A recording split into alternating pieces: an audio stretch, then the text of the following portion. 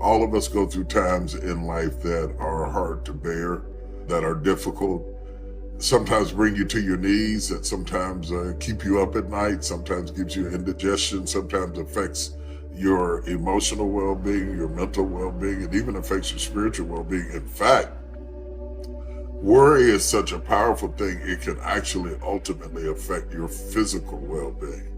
So what's going on in your head will affect what's going on in your body. And you need to understand that the worry is more lethal than what you're worrying about. You're worrying about something that often can be fixed, but while you're worrying about it, it's doing all kind of damage to you. And the difficult thing about being worried, especially when you're a spiritual person, is sometimes you don't even want anybody to know that you're worried about it. You feel obligated to maintain this facade that suggests that nothing bothers you, nothing gets to you. You turn it all over to the Lord in prayer, and all of that's wonderful, all of that's good. But if you live long enough, you will go through some things that will try your heart, that will bother you. You'll find yourself in situations of being overwhelmed. And often at the moments that you feel overwhelmed, there's little to nobody to turn to, and you find yourself feeling really, really frustrated. Sometimes stress and emotional disorders are silent killers. You don't even realize how bad it is. It's traumatic for your lifestyle. It disrupts everything going on in your life. It's traumatic emotionally because you have a certain amount of fear. You don't want to lose them. You're trying to walk in faith, and you're criticizing yourself when you're not walking in faith, and you start going over and over and over and over again in your mind. Stop doing the things that you know are wrong that you could stop doing. Right? So it's a fairly limited attempt. First of all, we're not going to say that you know what the good is or what the truth is in any ultimate sense. But we will presume that there are things that you're doing that for one reason or another you know are not in your best interests. There's something about them that you just know you should stop. They're kind of self-evident to you. Other things you're going to be doubtful about. You're not going to know which way is up and which way is down. But there are things that you're doing that you know you shouldn't do. Now, some of those you won't stop doing for whatever reason. You don't have the discipline, or maybe there's a secondary payoff, or you don't believe it's necessary, or it's too much of a sacrifice, or you're angry or resentful or afraid. Who knows? So forget about those for now. But there's another subset that you could stop doing. It might be a little thing. Well, that's fine. Stop doing it and see what happens. And what'll happen is your vision will clear a little bit. And then something else will pop up in your field of apprehension that you will also know you should stop doing, and that you could stop doing, because you strengthened yourself a bit by stopping doing the particular stupid thing that you were doing before. That just puts you together a little bit more. And you could do that repeatedly for an indefinite period of time. And you know, that doesn't necessarily mean that you're going to ever be able to formulate a clear and final picture of what constitutes the truth and the good. But it does mean that you'll be able to continually move away from what's untruth and what's bad. And, you know, that's not a bad start. The scripture says, to the pure, all things are pure. And if you're always finding fault, complaining about the traffic, critical of your spouse, may I suggest your window is dirty? The problem is not external, it's internal. You're looking through a tainted filter. At some point, we have to look in the mirror and say, maybe I'm the one that needs to change. Maybe I've developed a habit of seeing what's wrong rather than what's right. Maybe I've trained myself to be negative, disrespectful, hard to get along with. That's why it's so important every morning to put on this fresh, new attitude. I'm excited about this day. I don't have to go to work. I get to go to work. I'm grateful for this job.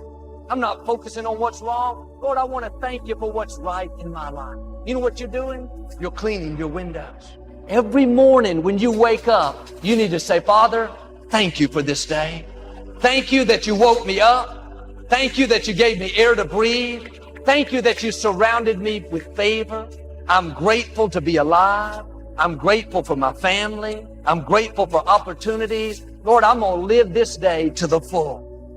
That's putting on a fresh, new attitude. You wipe the slate clean. You let go of yesterday's disappointments, what didn't work out. You get your mind going in the right direction. I'm going to see the good today. I'm going to be kind to somebody.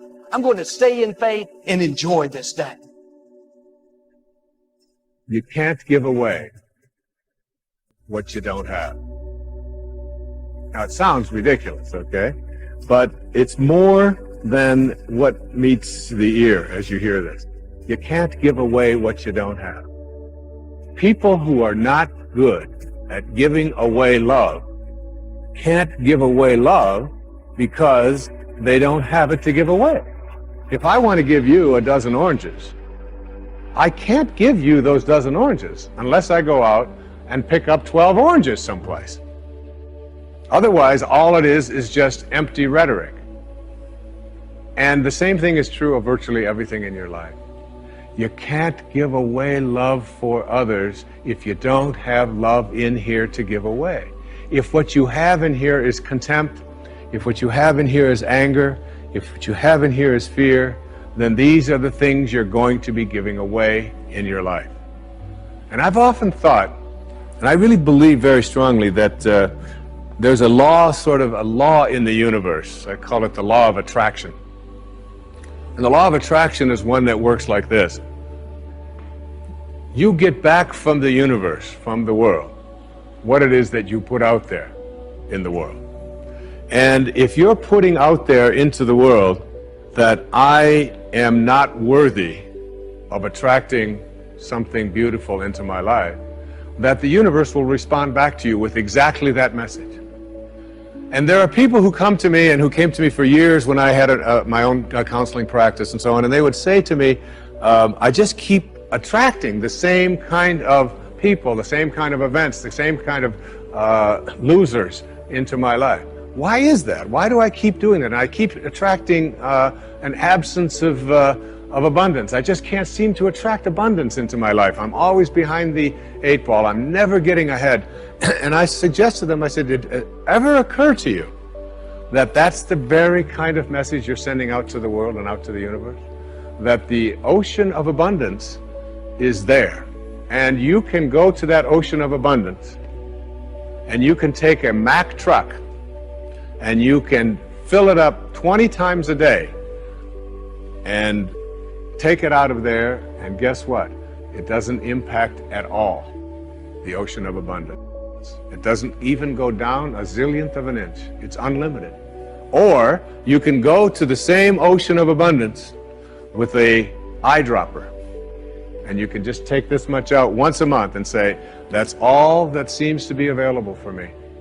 And the interesting thing for me is that when people go to this ocean of abundance, this unlimited world, all that I have is thine, it says in the holy books. All that I have is thine. It's all there for you. But if you believe inside that it's limited, that you can only get so much, that other people are going to get it before you do, then you'll find yourself creating that very same thing.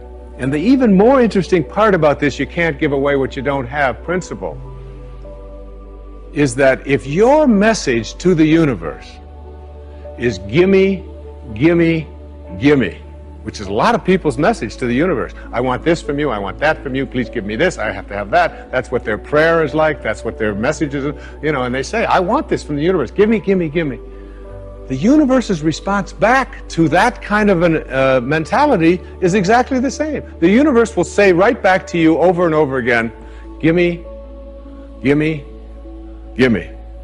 And you'll find yourself never ever arriving, but always being in a state of striving, always feeling as if you're being neglected, never feeling as if you have enough, always feeling as if you're being shortchanged, because you're constantly under the pressure to give, to get back what the universe is demanding from you.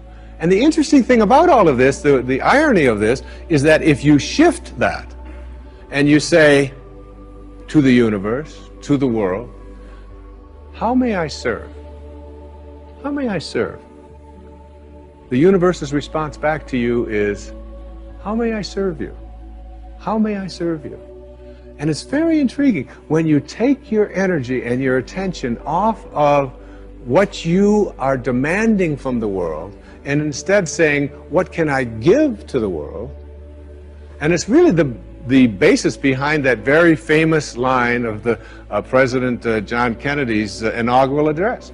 Ask not what your country can do, ask what you can do for your country. And the irony of that is, and I've learned that in my own life, that when I stopped thinking about what was in it for Wayne Dyer and how much could I get, and I began to shift and say, how can I help you?